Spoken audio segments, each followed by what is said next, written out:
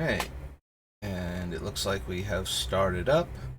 I've got just over an hour right now. Oh, we still have the one filter on, so let's turn it off so that my OBS is not like the primary thing on the screen. Yeah, I do that when I'm drafting. That's like you can see my OBS when it's on the OBS screen, but it also lets you see Magic Arena when I'm doing my drafts. But we should be good. We are starting with Ravnica Allegiance because we are on the R's now. So everything Ravnica is coming up. Like I said, I've got like an hour and 15 minutes tops. So let's get to it then. Active Treason reprint. Beginning of your upkeep, reveal cards from the top of your library until you reveal a creature card until your next turn. Amplifiers base power becomes twice that card's power, and toughness becomes twice that card's toughness. Put the reveal cards on the bottom of your library in a random order. It has no inherent evasion abilities, so we would have to make it. Although it is a base 1/1, if we're going to use the things that make creatures unblockable, the amplifier can be, we can make it unblockable with one of the creatures with power 2 or less is unblockable until end of turn. Let that ability resolve. We have to do in response to the upkeep trigger, specifically. Otherwise, it won't work. But the things that do that, they only have to be a valid target at the time. So as long as it has 2 or less power when it resolves, it'll become unblockable, and then we can let the amplifier trigger resolve. So this is Ravnica. Let's start with Ravnica, and then we'll go down. City of Guilds. Turn to Ravnica. Guilds of Ravnica. Ravnica Allegiance. Alright. Fire, spelled horribly wrong. Because it's a pun. Each player discards all cards in their hand, then creates that many 2/2 zombies. Yeah, I think we can do better than this. We do want to be able to discard our things for value, but...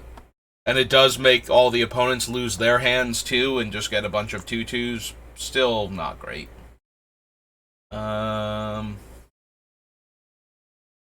Forbear, lands, Bankrupt in Blood was... sack 2 creatures and draw 3 cards. So now... Bedeck Bedazzle gives a creature +3/-3 until end of turn, and destroy target non-basic land. Deal 2 damage to target opponent or planeswalker. Nope, don't need either of those. Bedevil, again, one of the cards that has a very high chance of just making my deck because of its versatility. Devil. Oops. Devil. There we go. Yeah, 3 mana instant, destroys a creature, artifact, or planeswalker. It's a little color intensive at double black, single red, but that's usually fine. The most important thing is that it kills 3 different types of permanents at instant speed. So just for the versatility and the ability to wait until the last second, usually makes my deck if I'm black-red. Enters the battlefield, makes an ooze. Beginning of your end step, put a counter on the oozes, and 4 mana make another ooze. This puts counters on up to 3 creatures, then doubles the number of counters on them. Enters the battlefield, it deals 1 damage to you when you draw a card. I mean, in our deck, this is... but it's a more expensive one when we want to cast it. I was going to say in our deck, this is probably just, for the most part, a 1 power higher Phyrexian Rager. But it's not because we don't deal a lot of damage on our turn. We cause a lot of players to lose life on other players' turns. So, Blade Juggler actually not likely to get cast for Spectacle. So, Blade Brand...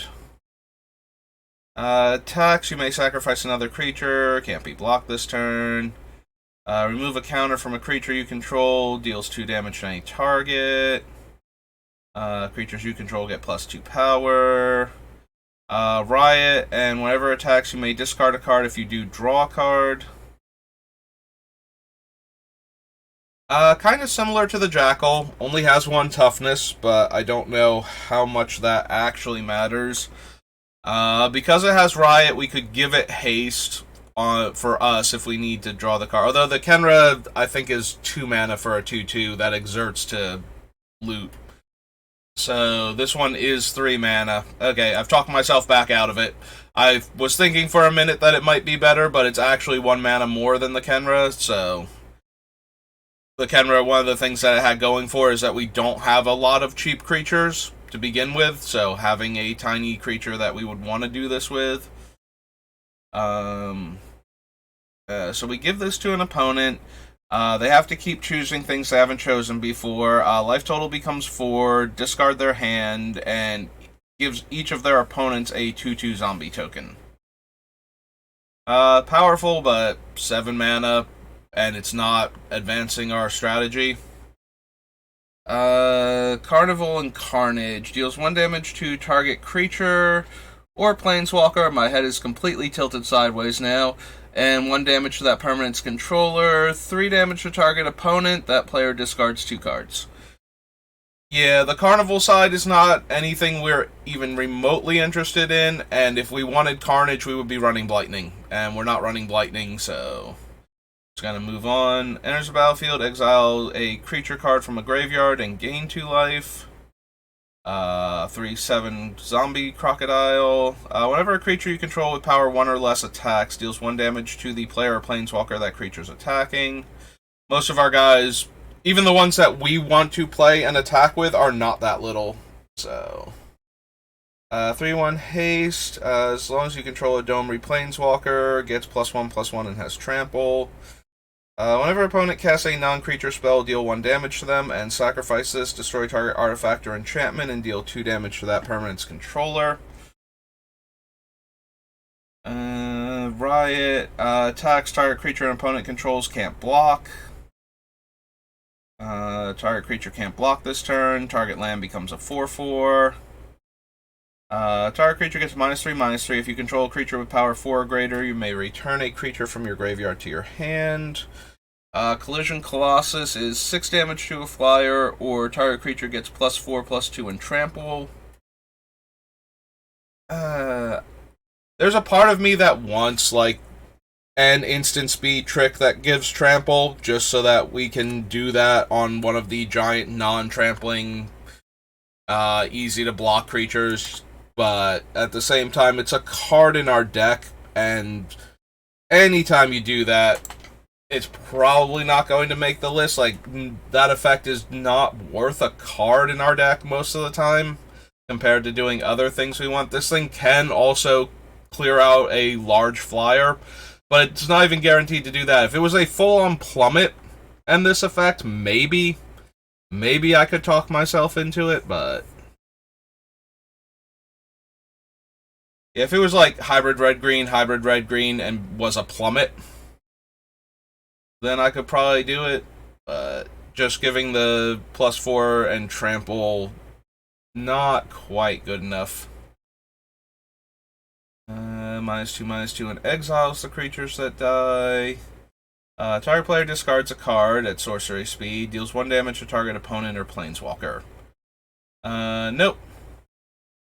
Much as I love the street performer and his politically charged street performance comedy of, you know, Jace the Living Guild Pact and all the hilarity that ensues with little puppet Jace there,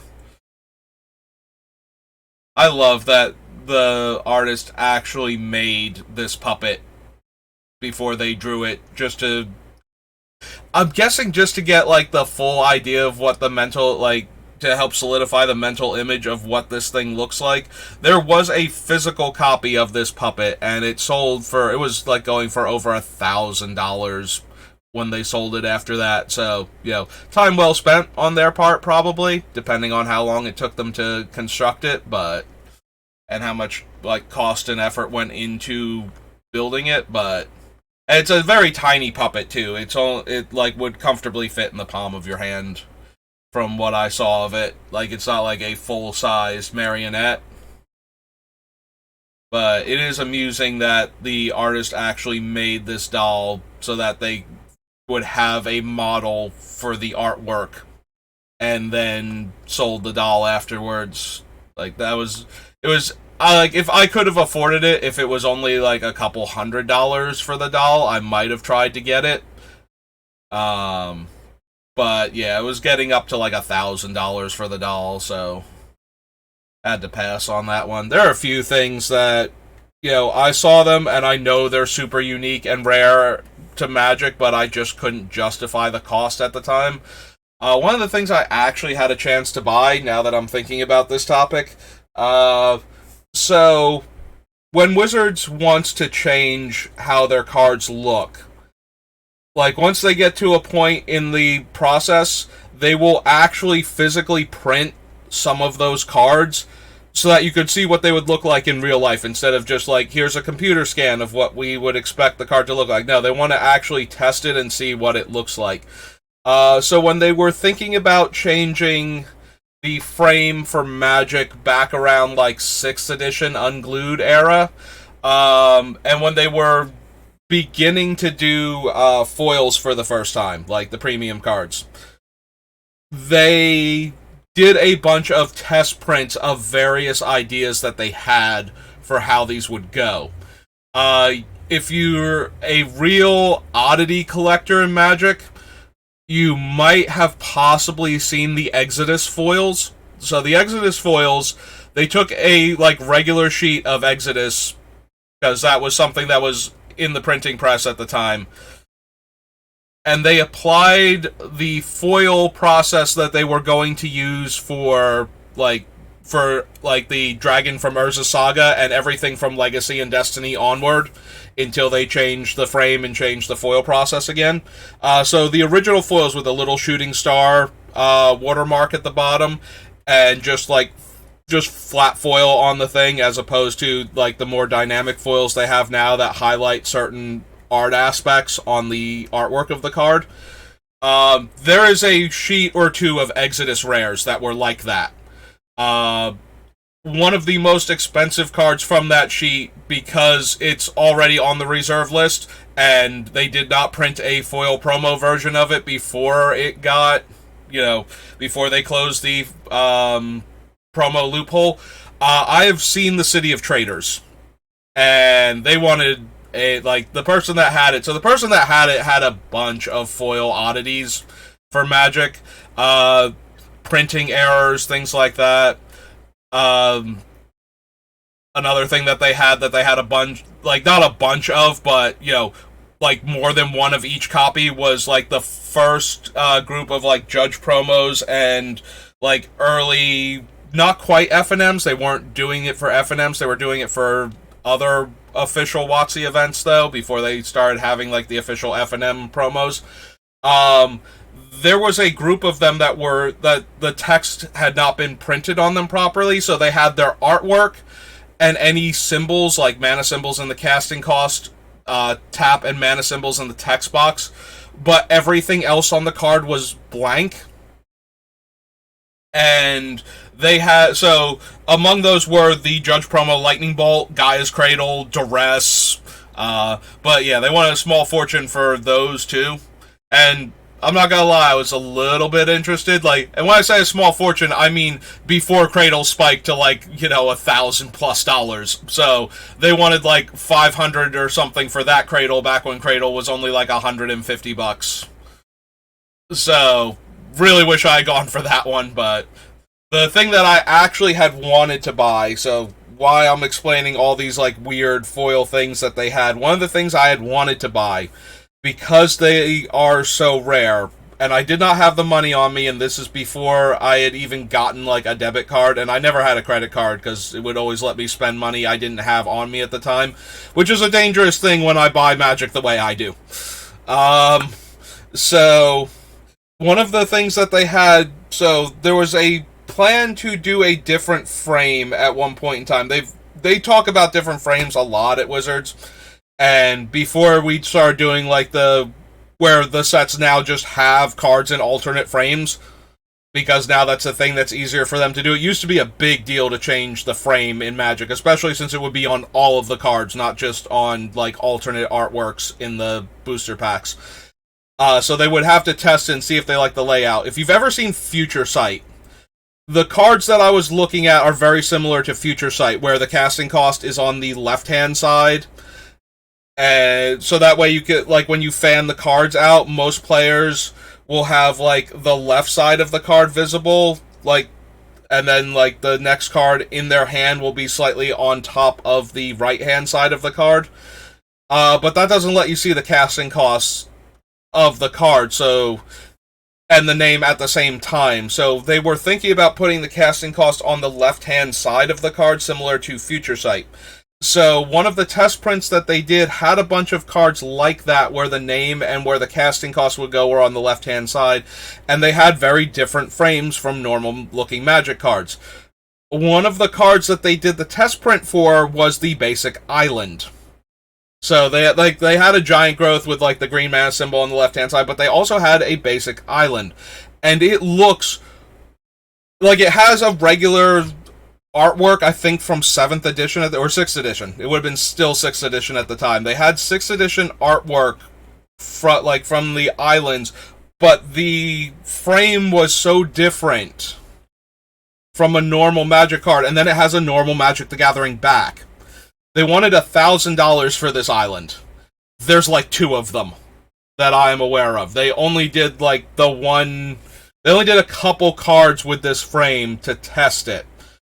So there are only like 2 of this island, and I had heard of this island and seen the picture of it before I saw it at this. It was one of the PTQs, I believe. It was an extended PTQ run by Grey Matter Conventions back in the day, and I would see this guy. There was the same guy in like his team that would sell these cards, and I would see like these oddities. And then there was that one where I went to, where he had the island. And if I had had the money, I would have bought it because it's an island, and I could always play it. You know, it has, an official Magic back. Its front face, it has the unglued symbol on it, weirdly enough, the cracked egg, because that was also a thing at the time that they were printing these cards. So they used that symbol instead of the 6th edition symbol, like the little VI that they used to do for like core sets after 5th edition. But they had like the unglued symbol on it, but it was an island, so it's tournament legal. And as somebody who loves to have the coolest, rarest versions of things, having that island, like, that's more rare than like the Summer Magic cards or the Guru lands or any of that. I would have loved to have had that island, and if I had had $1,000 on me at the time, I would have had that island. But I didn't, and they sold it by the next time I had seen them, so that's my story about one of the rarest and most oddball Magic cards that I almost owned. As somebody who loves collecting foils, especially, like, now I primarily collect foreign language foils, but I have always been collecting foils since the first time they started putting them in booster packs. And because I love collecting rarities. I love having a thing that other people don't have. Like, I don't like when they make things so rare that you can't get them, but these were not intentionally meant for, mass release. They were an internal thing from Wizards, and once they had enough of, like, once they didn't need them anymore, they would give them to employees sometimes, and let the employees do, whatever with them, and I don't know, like, they still do things like that. They have, like, these internal cards for Wizards that they intentionally create as, like, rewards for, like the card will have, like, their flavor text will be, like, not quite Employee of the Month, but, basically, like, hey, this team did a great job, here's your card, and it's a weird, like, off-the-wall Magic card with, like, game text you wouldn't ever see. If you've ever seen any of them, You know what I'm talking about, the Chandra Gremlin Wrangler, the Dungeon Master Planeswalker card. I think there's an Optimus Prime one that is both for Magic and for a Transformers card game that Wizards briefly produced.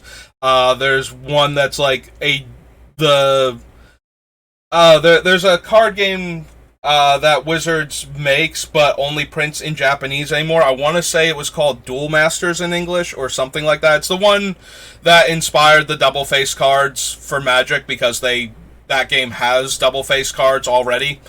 And but the game itself, I feel like took inspiration from almost Mental Magic, where you could play your spells as lands, like face down, and they wouldn't have their game text, type of thing. If you've ever played Mental Magic before, you know what I'm talking about. But those like they have like a card that is one of the creatures from that game, but as a Magic the Gathering card for the like they gave to like the team that worked on that game that had like they did a set that was very successfully for sales wise, and so they got like this is the card to like good job team type of thing, and this is the card that you get. So Wizard still does things like that, but they intentionally print the cards now to give to the employees as opposed to just letting somebody have one of these things when they're no longer needed for the company anymore.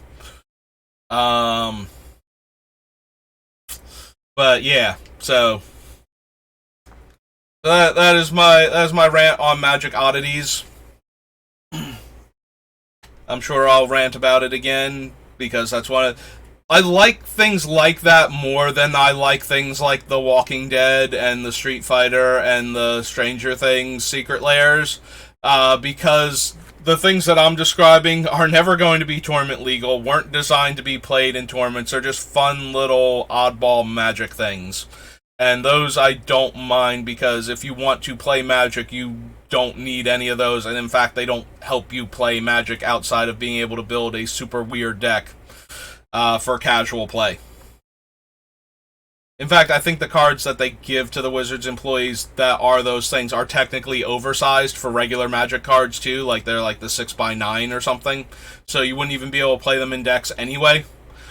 But they do have their own unique art that was commissioned by Wizards to use them as promotions to, like, good job employees, thumbs up, here's a fun thing for you.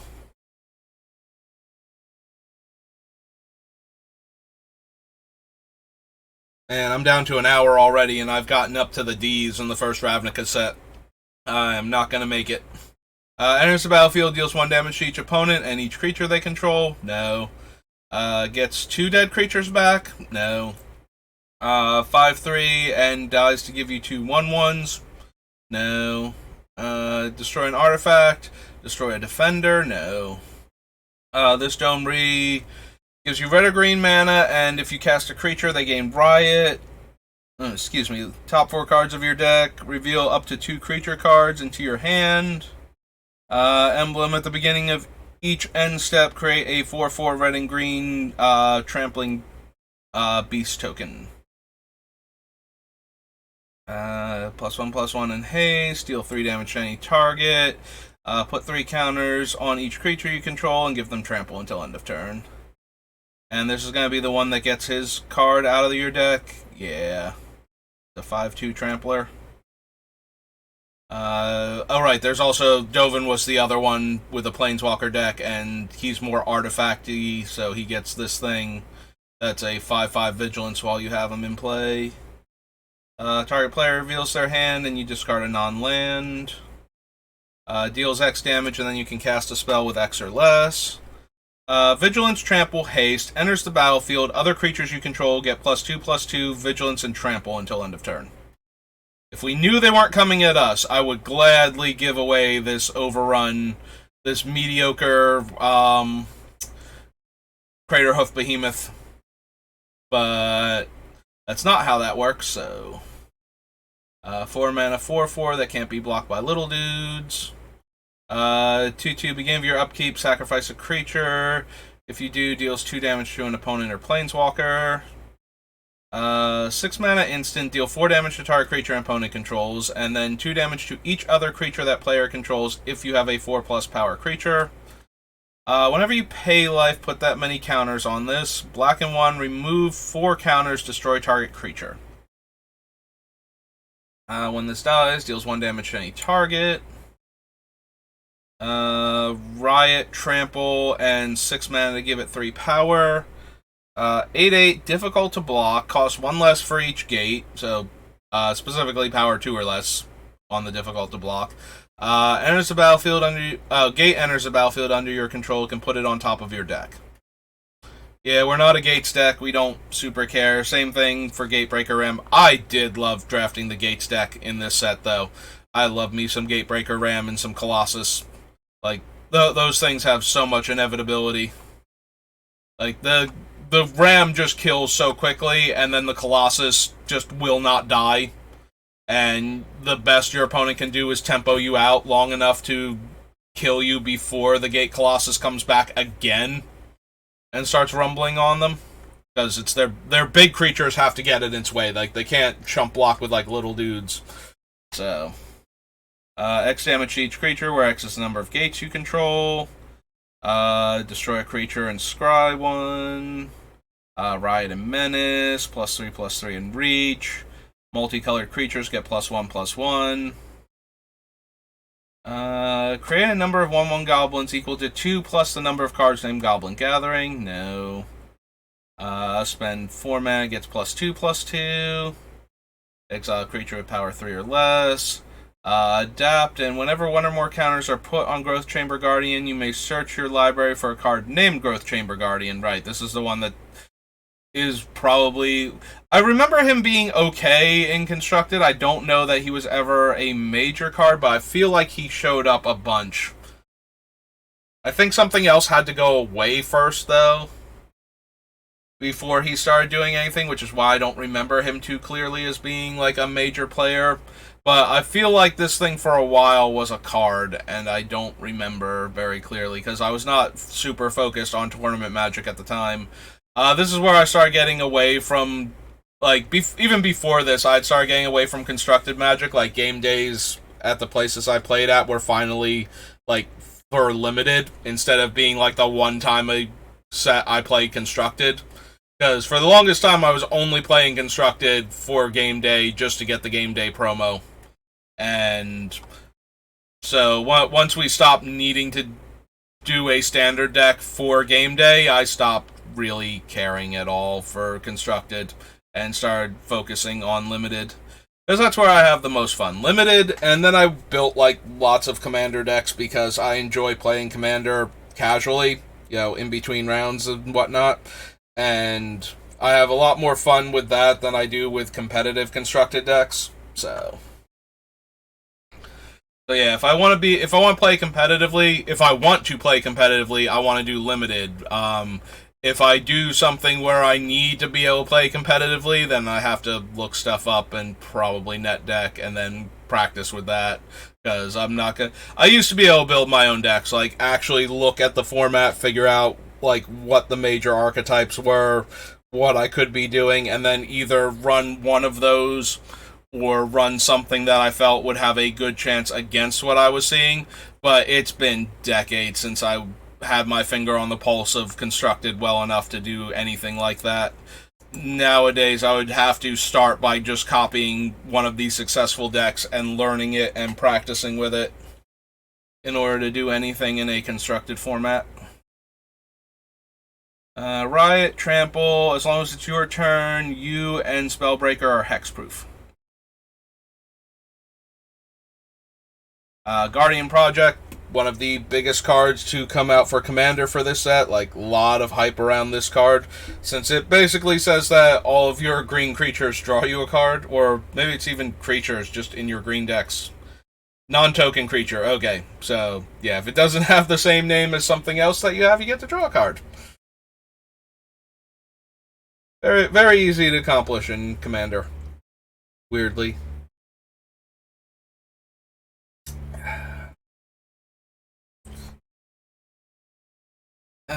Gutter Bones was one of the things that can come back. What are the conditions? Only if an opponent lost life this turn. Oh, right, Spectacle. Spectacle 2. Black gains Death Touch. Red gets +2/-2. Ill-Gotten Inheritance. Now, there is a card. So, normally cards with this effect are not that good. Like, you're spending 4 mana for an enchantment, so it can't attack, it can't block. It does drain your opponent for 1 life every turn, but if you've ever tried to run, like, Dogged Pursuit in, like, Kaldheim, then you know that just draining 1 life normally does not work. Every once in a while, you'll find, like, an opponent whose deck just can't handle being drained constantly, and you will actually get there. The thing that pushes Ill-Gotten Inheritance over the top is that once they get within range, you can sacrifice this enchantment for 6 mana, which is an awful lot, but you can do it like during their end step or something and like steal another 4 life from them real quick. So if they ever get down low enough, they just die to this thing. It lets you, and if you need the extra life to live, to throw off their math so that they can't kill you, being able to sacrifice this thing to steal 4 life real quick, maybe their Alpha Strike that would have killed you is bad now, because it won't kill you, and then it'll leave them vulnerable, and they'll be down 4 life. Ill-Gotten Inheritance tricked a lot of players into thinking the first part of its ability was super good and worth playing at, like a 4 mana, otherwise do nothing enchantment. But it's actually the second part of it combined with the first part of it that makes this thing an actual frustrating card to play against in Limited. So, yeah, if you've ever seen cards like this that don't perform very well and wonder, like, what they're doing, they are trying to be, like, less oppressive versions of this, because this thing was actually kind of super annoying. If your opponent ever got 2 of them down, you probably just lost the game. Like, you would need to be so far ahead to be able to put enough pressure on them to force them to get rid of these things, or to just die because they don't have time to spend the mana to activate them. But yeah, if you were not far enough ahead, these things just tended to pull you apart. Immolation Shaman shows up in my, oh god, his name's gone out of my head, Yurlok deck. Because, like, him and the other ones, like Harsh Mentor, they damage the opponent when they activate abilities on cards, and the reason that these get run is one of the best ways to get around Yurlok and his mana burn is to have a mana sink ability, even if it's not doing anything, even if it's just dirtling, and like if you keep activating Sensei's Divining Top over and over again to look at the 3 cards on the top of your deck, that will let you spend all of the mana in your mana pool, one at a time. You don't have to change the order of the cards or anything. You can just say, well, I activate top, 15 times, and if nobody responds, I put them back in the same order. Cards like Immolation Shaman shut that down by dealing 15 damage to my opponent for doing that. So, it's a way to get around the get-arounds for the deck that I was building, and I like that. And there's, like, him, and then there's, like, Harsh Mentor from a Monkette, and a couple other... I think there's, like, one other creature that has a similar ability that punishes activated abilities. And, yeah, I just like having them in the deck because of that. Incubation Druid. Alright. When it has counters, it taps for mana. Well, it always taps for mana. If it has a counter on it, it taps for 3 mana, and then you can adapt it 3 for 5 mana. Or you can just, like, put a counter on it super cheap, and then it taps for 3 mana after that. Scourge Diva is when a non-token creature dies, deals 1 damage to any target. Defender and tap to put a card from your graveyard on the bottom. Light up the stage. Put target creature card from an opponent's graveyard onto the battlefield under your control. Gains +2 in haste. Sacrifice at the beginning of the next end step. Yeah, that's a card that we want our opponents to have rotting in their hand against us, and nobody's really running this thing most of the time anyway, so 3/5 reach. This is the one that flips coins and tries to keep copying your things. Non-token creature enters the battlefield under your control. Yeah, so that's not helping us. Can't cast non-creature spells. Tap a land for mana, adds another mana. Grudion is a 2/2 Death Touch. Search for a basic land or a gate. 1/2 Death Touch Afterlife. 3/2 deals combat damage to a player. That player discards a card and has Afterlife 2.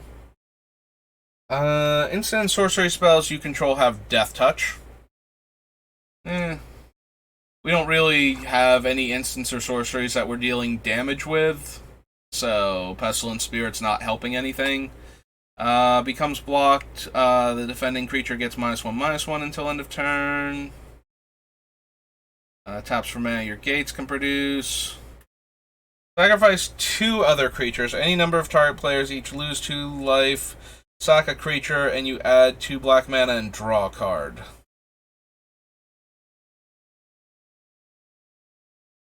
Yeah, the priest is potent, but we're only going to have consistently 1 creature if we're doing our shenanigans. Like, we need a bunch of other cards going right in order for us to ever get 2 back at the same time for her. She's very potent if we're doing that, but I don't think we want to add a card that requires everything to be firing on all cylinders to begin with to have this card be okay. Like, I would rather have individual cards that, when they're all working at the same time, they're tearing our opponents apart, but they don't need the other cards necessarily. Or I would need the effect to be somehow more potent than this, which would be impressive, actually. Spectacle 5 enters the battlefield. If its spectacle cost was paid, each opponent discards a card. No. 3 damage to target creature. Remember this card being very good and limited. 4/3 enters the battlefield, deals 2 damage to target opponent and 2 damage up to 1 target creature or planeswalker. Okay. So decent, not amazing. Becomes blocked, it deals 1 damage to the player or planeswalker it's attacking. Menace and 4 mana fire breathing. This is the Rakdos that flips coins, right? Yeah. Destroy all artifacts and enchantments. For each permanent destroyed this way, its controller creates a 3/3 centaur. 4/4 riot. 4/5 riot. Comes into play, choose one. It fights a creature you don't control, or it destroys a land with an activated ability that isn't a mana ability. Yeah, no. I had this in Rorkthar for a while, but it was never, like, super impressive to begin with. Return up to 2 target permanent cards from your graveyard to your hand. Creatures you control can't be countered, and non-token creatures have riot. Enters the battlefield, discard a card, then draw a card. If its spectacle cost was paid, instead discard your hand, then draw 3 cards.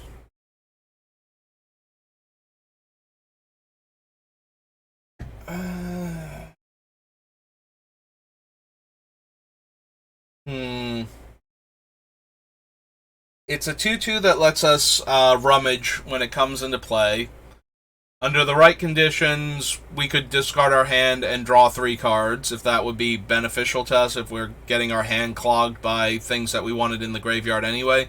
When we give it away, the opponent gets to rummage from the enter the battlefield trigger. The spectacle cost will never be paid in that circumstance, so it's not like we can make a player with like 15 cards in their hand and no maximum hand size discard their hand and draw 3. Like, that's not what this card would be doing. We can add it to the list as another cheap rummager, like a way to loot away cards that we want in the graveyard. Rixmati Reveler. Prevent all damage that would be dealt this, or combat damage that would be dealt this turn. Destroy land and scry 2, 2/3 reach. Attacks if able. Can't be blocked by tokens.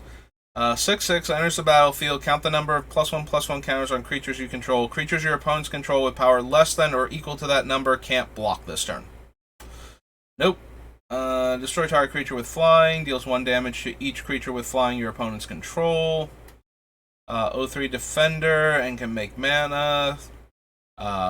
Great creature for limited. 2 mana 2/2, and in the late game becomes a 6/6 for like 8 mana total that you can spend over 2 turns.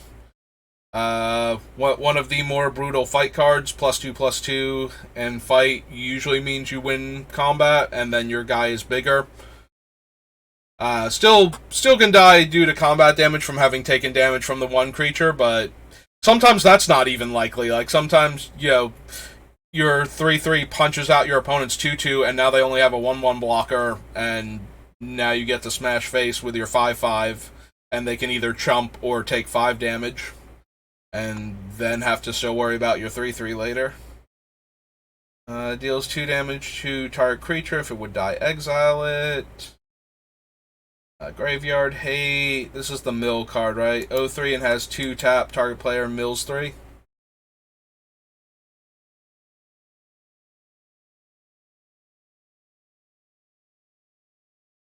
Ohana Wayfinder enters the battlefield. Look at the top 4 cards of your library, creature or land, and put it on top of your library. Put the rest on the bottom of your library in a random order. Riot Flying. 4 mana, deals 2 damage divided as you choose among 1 or 2 target creatures. Activate only if it has a counter on it. Spectacle Lightning Bolt. Smelt Ward Ingus. 3 mana, sacrifice it, gain control of target creature with power 3 or less until end of turn. Untap that creature, gains haste, activate only as a sorcery. 4 mana, 4/4 Flying Trample with Spectacle for 3 mana. Beginning of your upkeep, deals 1 damage to each player. Then, if you have 10 or less life, put a +1/+1 counter on Spawn of Mayhem. So, no. Taps to deal damage to each player. Is all colors, so we can't actually run that. Not that I think we want a 5/5 flying hexproof from monocolored, but literally we cannot run it because it is all 5 colors. 5/2 with Spectacle. Flash Flying enters the battlefield. Target creature gets +2/+0 and flying until end of turn. 4 mana to have this gain flying. Puts a counter on a creature and untaps it. +1/+0 first strike and scry 1. Can't be blocked by more than 1 creature. Deals combat damage to a player. Destroy target artifact or enchantment that player controls. So they have to have a creature that can survive it in order to block it comfortably. And if it deals combat damage, like a single creature, like they can't block it with multiple creatures. So they probably chump blocking it unless they have a large creature. You know what? We'll put Sunder Shaman on the list. It's not optional, and we have other cards that are that function similar to this, but I think are less good because they give the opponent that controls the creature we gave the option of destroying the other player's stuff, whereas this one must destroy one of their things, so like even if they don't want to hurt that player anymore, they have to destroy like their worst artifact or enchantment. And if they only have like a small number, if they're ramping with like green mana instead of like mana rocks, then you might actually have to destroy a real card even if you didn't want to. So we're gonna include that one on the list because it does not let our opponents. It restricts the options that they have for hurting our other opponents if they don't want to. I will put cards in here that allow us to let our opponents really hurt our other opponents at their discretion, but sometimes I want to be able to force them to do the thing. So the ones that don't make it an option and destroy things that the defending player controls when it deals combat damage, like that sort of effect, are more what I'm looking for than cards that let the opponent have the option to destroy one of the defending player's things. Enters the battlefield, gain 2 life. Power 4 or greater enters the battlefield. This gets +1/+1 in vigilance. Flying lifelink, attacks defending player, discards a card. Whenever a card is put into an opponent's graveyard from anywhere, it is legendary. I'm reading this and I'm like, wait a minute, this guy was legendary before I even looked up at his text box. Yeah, the Haunt of Hightower is a legendary vampire. The Haunt of Hightower is its title. Like, it's one of those, like, Jack the Ripper type monsters in Ravnica that, people speak about in hushed whispers and, don't like to go out late at night because of type of thing. So it is a legendary creature, despite the fact that its name... The only thing that really gives it away is the. Like, putting a the in front of it. If it was just Haunt of Hightower, it would sound even less legendary. But yeah, it is actually a legendary vampire that stalks Ravnica and doesn't really have any allegiance to any of the guilds. As far as I know, it's not like a Dimir creature or anything. It's just like this rogue vampire that preys upon Ravnican citizens. Beginning of your upkeep, exile the top card of your deck, and then if an opponent was dealt damage, you can play those cards, so that's not helping our strategy. Lifelink and 3 mana to pump. No. Target creature you control deals damage equal to its power to target creature or planeswalker you don't control, and make a 4/4 red and green beast token with trample. Both fine effects, neither one anything that we really need, so... can't be blocked this turn except by creatures with defender. Let's see, there's one less if it targets a creature you control with a +1/+1 counter on it and lets them fight.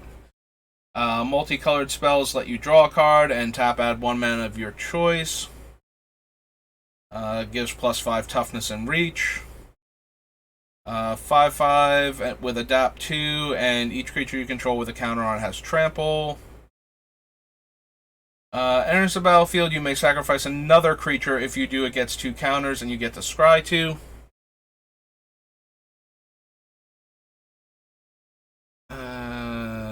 Sacrifices a creature. If you have a creature of power 4 or greater, you gain 4 life. Another creature you control dies. Vampire deals 1 damage to each opponent, and you gain 1 life. Good old Wilderness Reclamation. 6/6 Trample Riot. And Zertog Goblin is a 2/2 Riot. Alright, we only got half an hour left, and all of the Ravnica sets are big. Let's see if we can get through one more of them real quick. So, that was Ravnica Allegiance. Now we want Ravnica City of Guild, so OG Ravnica. So, black-green is the only color combination that's actually in OG Ravnica.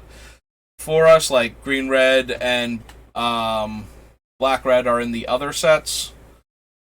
Obviously, there'll be some monocolored cards, but sacrifice it, destroy a land, no, good old bop. 2 mana, sacrifice it, deal 3 damage to each tapped creature and each player.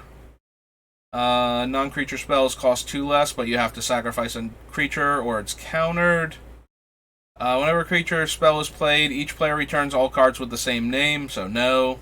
Blue-black activation. Opponent's upkeep, remove your hand from the game. Beginning of your own upkeep, return those cards and draw an extra card.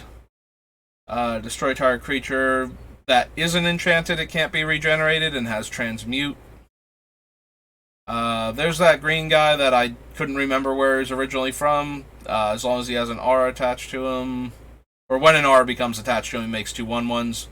He was in the Plane Chase the second series of Plane Chase cards. When an enchanted creature deals combat damage to a player, sacrifice it and attach to another creature you control. If you do, untap all creatures you control and get an extra combat step. Pay 1 life. Carrion Howler gets +2/-1. 2/5 Defender that draws you a card. Red finally gets its Psionic Blast. Good old Court of Calling. If we had more stuff I wanted to tutor for ourselves, I would consider Court of Calling, but most of our stuff is just fine as is. Like, there's no creature that's, like, aside from the bullies themselves, there's no specific creature I desperately want, or even, like, we don't even have a ton of utility creatures, honestly. Like, most of our stuff is all about giving things away to the opponents. Like, that's where most of our effects come from. The rest of it is, like, ways to loot and discard, and maybe occasionally, like, one of the good creatures that just, blows up things, just in case we need that. I don't even think we have any of those, though. I don't think we have, like, Acid Slime or anything. So he searches for a land and puts in your hand. Deals 2 damage to target creature and each creature of that creature's color. -4/-1. This is the one that bounces your permanents, right? Yeah, whenever you have a non-artifact permanent enter the battlefield, you may bounce another permanent of that type. As dealt damage, it deals that much damage to each player. That one is interesting because we'll be able to choose when we give it out. So if we're safe by all accounts, especially if it puts the other players at risk, then we can give this thing away. So we want to go back up to regular oh no, that's Return to Ravnica. So I'm going to add to the list. I don't know if it'll make it or not, but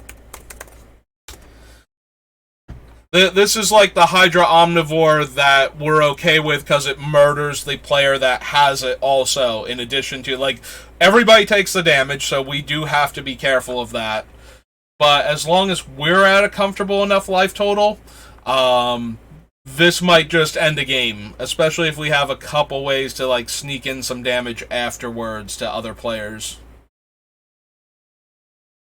Like, they intentionally go low thinking that they're going to be the one to take advantage of it, and hopefully we have a way to do that instead. We'll see what we have, though, like what cards we put in the deck. This is the one that taps the creature and then returns to hand. We're not running Bob because we have too many high casting cost things. Reprint of Darkheart, Dark Blast, Aqueduct, Fear, sacrifice a creature regenerated, and Transmute.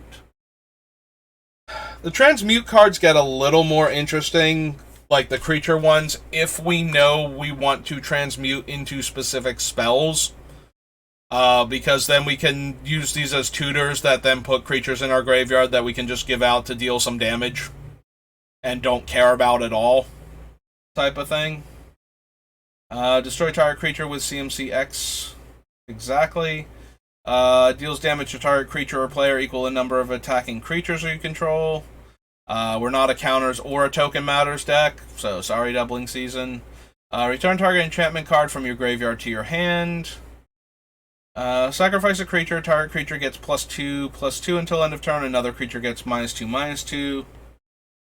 You gain 1 life for each creature in play. Oh, if white was spent, so we can't run that. Elves of Deep Shadow reprint. 5 mana, sack a creature, destroy target flyer. Each player returns all creature cards in their graveyard to their hand. No. Damage that would be dealt by Excruciator can't be prevented. Not super helpful. Farseek, Fiery Conclusion. Farseek does have the fetch land, like, qualifiers on it. We are a 3-color deck. I can add it to the list. It probably won't make it. I would rather have the cards that can fetch, what's its name? Things like Homeward Path. The ones that we actually, the utility lands that we want to use, as opposed to the ones with basic land types, but additional cost, sack a creature. No. Comes in play, makes 2 Saprolings. Permanents you control gain tap, deal 1 damage. Not helping us. This one has white. Makes creatures unable to block, but is only a 1/1. Deals 3 damage to any target, and enchanted creature has first strike. Convoke to give +2/+2. Regenerate target creature at end of combat. Regenerate target creature, period. At end of combat, destroy all creatures that blocked or were blocked by this creature this turn. At 4 mana, no thank you. 6/2, 6/6 Trampler. At the end of your turn, return to your hand all creature cards in your graveyard that were put there from play this turn. Probably not. Like, we don't have enough creatures that we're sacrificing that we want back in our hand. And also, this is the beginning of our end step, so the things that we're stealing back on opponents' turns, we won't get back to our hand. Also, the Glean Crawler is just okay at that point. I think we have better stuff, both that we want to use and that we can give away. Haste, defending player blocks Goblin Fire Fiend if able, and it has fire breathing. We have better versions of those cards. 2/2 Mountain Walk, 2/3 Dredge 2 that gains you 2 life. Non-token creature you control is put into a graveyard from play. Make a 1/1 Saproling. Grave Troll. Grave Troll is the best, like, dredge card. And we do want to put cards in our graveyard, but we want specific cards. I forget. I don't think he's banned in Commander. I'm going to triple check that real quick. Yeah, he's banned in Modern. I didn't think he was banned in Commander. It would be really weird for him to be. Like, there are other cards that let you self-mill a lot, too. But I know he's banned in some formats, and I could not remember which one specifically. Still, we don't get to control what we mill. And we have a bunch of cards that let us put specific cards into our graveyard. Comes into play with a +1/+1 counter art for each card in your graveyard. Has no evasion abilities, though. So even if he's a large skeleton troll, he's still not quite where we want to be at. 5 mana sack a creature, return a creature from your graveyard to your hand, and 5 mana put a +1/+1 counter on target creature.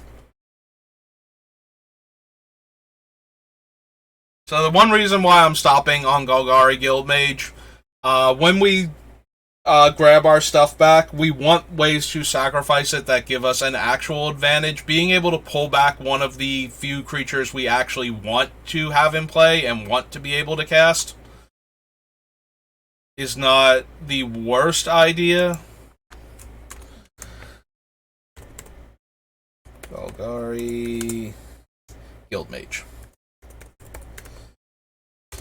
That being said, I don't know. This is another card that I seriously consider a lot of the time when I'm in green-black if I'm looking for sack outlets, because it lets us loop cards and, re-trigger comes in play abilities and all the good value stuff. This deck is not a good value stuff deck, the way a lot of the decks that I normally run that are, but it does want to be able to sacrifice our creatures for actual benefit to us at a specific time. So the Golgari Signet on there is one of our potential mana artifact ramp cards. 7/6 Reach is not doing anything for us. 4/4 that you can sack to draw a card. See, we can't really give this one out because our opponents will just sacrifice it and draw a card if they don't want to punch each other to death for us. So that makes this card a lot worse. It is a decent card to give out if we're trying to be friendly, but I want the opponent to take the damage in the process of getting the card out of Golgari, out of like a creature like Graveshell Scarab, which is kind of disappointing because it's a big body and a 4/4. If it was like when it died we could draw a card, then I'd probably be okay with that. They attack with a 4/4, as long as it's either eating the opponent's creatures in the process of dying, or we can grab it back and sack at the end of the turn and draw a card, that would be great. But yeah, opponents are just going to draw the card every single time with this thing. And they might not even deal the 4 damage that we want them to, so. Can give itself +3/-3, 3/3 Dredge, equipment card. Tap, deal 4 damage to each creature without flying and each player. 3 black, tap, destroy target land. If that land was non-basic, untap it. Murder 6 creatures. The hunted creatures, which we decided because they target the player that gets the tokens, rather than give them out to each of our opponents, which, would mean we would get the creatures as well. I am far less inclined to be giving these things out. Radiance, creatures that share a color with target creature can't block this turn. Prevent all damage that Oath would deal to red creatures. Put into a graveyard from play, target player loses 2 life. At the end of your turn, sacrifice this creature unless it attacked. Tap target creature gains Forest Walk. Defender and tap, put target card on the bottom of its owner's library. Comes into play, target creature gets -2, -2, -3, -3. Put a card from your hand on top of your library, return it to owner's hand. Good old Life from the Loam. Comes in play, return target creature card of an opponent's choice from your graveyard to your hand. No. This is the one that lets us shuffle the cards into our... Oh, put them on the bottom and draw that many cards. When you play a spell. Enchant creature gets +3/+3, dredge 2. Sentry comes in play, flip a coin. If it comes up heads, it's a 5/2 with haste. If it comes up tails, it's a 2/5 with defender. Nope. Top 5 cards of your library. For each of them, put in your graveyard unless you pay 2 life. All creatures able to block Mortipede do so, but it's an activated ability that requires green. Deals combat damage to a player. You may return target creature card from your graveyard to your hand. Put a 1/1 counter on Necroplasm. End of your turn, destroy each creature with CMC equal to the number of counters on it, and it has dredge 2. So notably, this thing hoses creature deck or creature tokens that have, as long as they're not copying anything that has a CMC, since tokens are by default zeros. So at the beginning of the end step, if this thing is still in play, it will trigger and it will kill all the tokens. And we can give it to an opponent after their combat step, like during main phase 2, so that way it will be in play to trigger if we want to kill tokens. Just for us, we can get up to 3 CMC, assuming it doesn't get proliferated on, so it's never going to kill the bullies, but it will keep the ground clear of smaller creatures all the time. Just as a recurring way to kill tokens, I might actually be a little bit interested. We're going to add to the list. I don't know if it'll survive or not. Like, it has a little bit of utility beyond killing token creatures. Like, we can dredge it back and cast it ourselves and have it slowly tick up until it hits 3 and kills everything below Beamtown Bullies casting cost. So, I've said this before, I want our bullies to survive as much as possible. Like, they're going to die and we're going to need to recast them, but they are such a important part of what we are trying to do that if their CMC gets up to like 10 or 12 or something, we're going to be in a lot of trouble. I might have to seriously look at like the cards that let us get them to our hand under certain circumstances. Comes into play, each player loses 1 life for each creature they control. We aren't planning on controlling a lot of creatures. We'll also be giving this out, and it can tutor for 6 drops. I'd have to see what other 6 drops we have, but I know we have a bunch in like the 6 to 8 range, which is why I'm hemming and hawing about putting a 6 drop 2/4 in our deck. Even one that can punish like wide boards very well.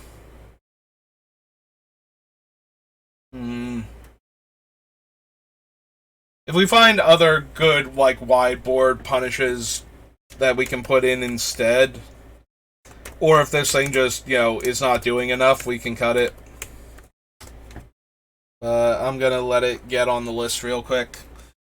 Nightmare Void is make them discard a card of your choice and dredges. Tap 4 untap creatures you control, destroy target artifact or enchantment.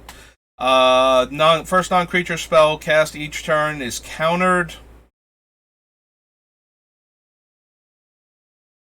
I run this in Rorikthar because he's very creature heavy, so its drawback is rarely that, and it's part of my birthing pod chain too.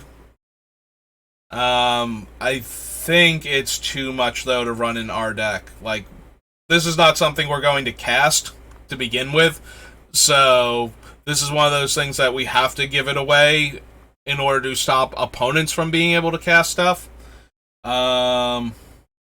It does affect the player that has it though, so if we give it to a combo deck on their upkeep, they have to find a card that they can cast to get countered by it, but that's only one card, so that's usually not too hard for decks like that to do. They usually have like a cheap cantrip that they were planning to use anyway to help them go off, find other things. So if they're already at the part where they can do their combo, giving them that creature, like, we get to fool like one person one time, and then the rest of the players at the table have seen that trick and they know about Nullstone Gargoyle, and they probably play around it properly in the future. Yeah. All damage that would be dealt to you is dealt to equipped creature instead. Equipped creature has Defender, Flying, and First Strike. Sack a creature, search for a land with a basic land type, and put into play tapped. As a way to sacrifice creatures for value, that seems okay, but we also have cards that punish the player with the most land, and I'm thinking about that right now, so one of those, like, if one goes in the deck, the other one's not going in the deck, so I'll have to think about that, but as a way to get value out of sacrificing, Perilous, not Perilous, Perilous Forays. Like, both cards do not go in the same deck, but we'll have to see which one of them I actually want. Play a creature spell, draw a card. Putrefy, Rain of Embers deals 1 damage to each creature and each player. Recollect, Reroute. Ribbons of Night has blue. Destroy target land. If black was spent, Roiling Spoil makes all creatures -1/-1 until end of turn. Blue to activate. Convoke and tap 2 untapped creatures to give it +2/+2. Attacks each turn if able, and creatures without Defender can't block it. Augur Mage is put into the graveyard from play. Each player puts a card from their hand on top of their library.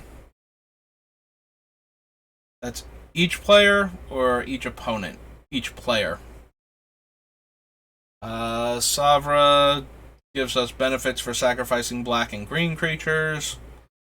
Put 3 1/1 green Saproling tokens into play.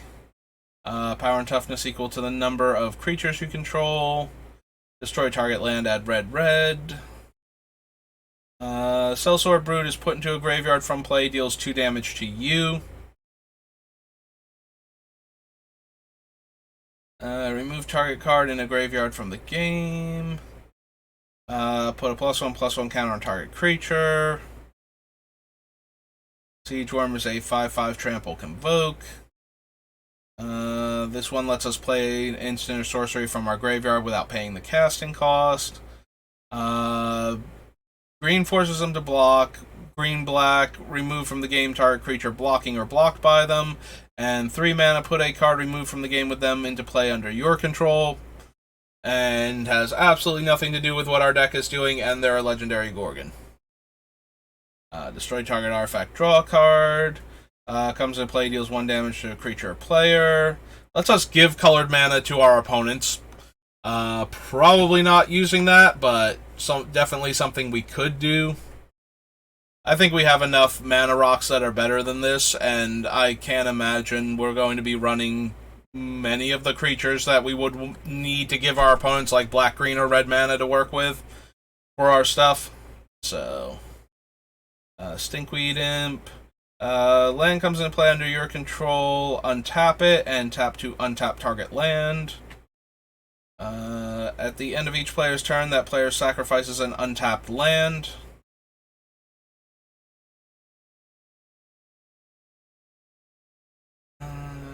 Comes into play. Target player discards 2 cards. Enchanted creature has black regenerate.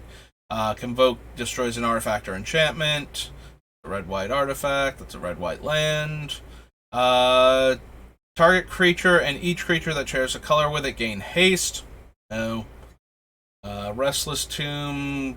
The zombie it becomes plant zombie. Power and toughness each equal to the number of creature cards in your graveyard. Yeah, not quite good enough. Sorry. Terrarium is one of the eggs things, where it dies, you get to draw a card, and it can filter your mana. Sacrifice a creature, look at the top 2 cards of target opponent's library, and then remove 1 from the game. Defender, sack 3 lands to make it lose Defender. It has white in the activation. 2 mana deals 1 damage to a flyer. Whenever a creature with flying goes to the graveyard, if it's dealt damage by this, it gets a +1/+1 counter. 1/1 fear and shade abilities. Pumps target creature for green. Viashina deals 1 damage to target creature or player. +1/-1. Right, that is a -1, yeah. Vigor Mortis is return a creature from your graveyard to play. If you spent green, that creature comes into play with a +1/+1 counter. Vindictive Mob comes into play. They sacrifice a creature. If it was sacrifice another creature, I'd be down. Lion Lasher Kudzu's landfall gets a counter. White-green land. Remove target creature from the game, then return it to the battlefield under its owner's control. No. Gets a counter whenever an opponent has a card go to the graveyard from anywhere. Warp World is another chaos thing. Deals 2 damage to target blocking creature. Beginning of each player's upkeep, that player sacrifices a creature if the player can't sacrifice Woebringer Demon. So no. Radiance tap deals 1 damage to target creature and each creature that shares a color with it. 3/6, 1 black-green tap. Target forest becomes a 4/4 black and green horror. And Woodwraith Strangler. Remove a creature in your graveyard from the game. Regenerate Woodwraith Strangler. We somehow passed over Overgrown Tomb without me noticing it, because I was going by too fast, I guess.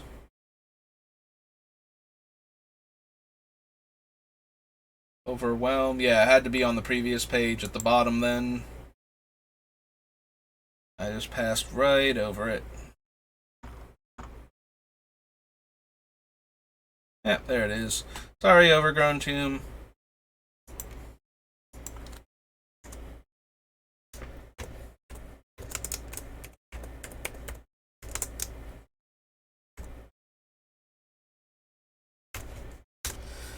Alright.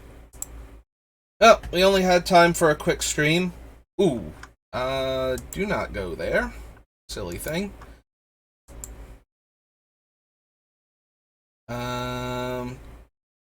Yeah. So, that is all we have time for today. So, we're going to end the stream here. I have to go get my brother and take him to work. I will be back on later, most likely to do a draft, possibly to do another set or 2 for the Beamtown Bullies build, but that's all the time I have for right now. So, thanks for watching, and I will see you later.